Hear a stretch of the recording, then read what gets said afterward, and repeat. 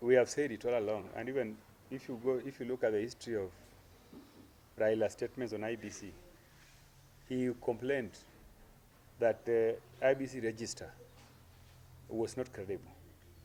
And I think I want to thank IBC, the new chairman, who is a youth like me. Mr. Ekethon is almost my age mate. I want to thank him for that determination to clean the voter register. This is something which is long overdue. We want that register to be cleaned. There are so many people who are registered as voters, but they don't exist. And this is the reason why we have always been contesting the credibility of the electoral process. So I think what they are doing is something which I fully support. And I want to urge Kenyans to cooperate with them. This is an election where we cannot afford fraud. We cannot afford fraud in this election. So I think it is what we want them to do. What we want to urge our people, especially our people from this region, the Nyanza region, is that we want them to come out in large numbers, just like other regions, so that they can be able to register as voters. There's thousands of youth from this region who have already acquired ID cards, and the ID cards are lying in the stations. We want to urge them to come out and go and pick those ID cards so that they can register as voters.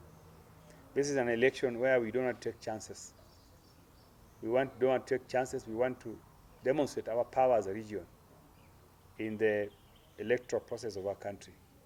We want people to stop laughing at us and saying that Luos are few, but we are so many. We are, in fact, if you want to know which part of the country where the people are giving birth each and every morning, this is our region. But that power is not coming out in the electoral process. So we want to urge our youths and all those people who applied to take for IDs, that the IDs are ready in all the centers. They are ready in Homa Bay. They are ready for collection in Migori, in Kisumu, and here in Siaya. Please get out. Let us apply to be voters, and then let us use that power to determine our future. I've also used the opportunity to explain to our people some of the development projects that are underway and those that are going to be started because of the new budget, supplementary budget, which just passed last week. We want our people to get ready to participate in development of our country, and that this government is working very hard to ensure that we correct the historical injustices that have happened in this region because of skewed development programs. I want to reiterate that this is not happening right now because the president has allowed us to ensure that development is spread across the country, and this region is part of the country. So we have new projects in the road sector, we have new projects in health, we have projects in water, we have projects in electricity transmission, and etc. And lastly, I want to say that for many years, people from this region, especially those who need high-level consultations on matters of health, they could not access some services here in Nyanza. They had to go to Eldoret, they have to go to Kisii.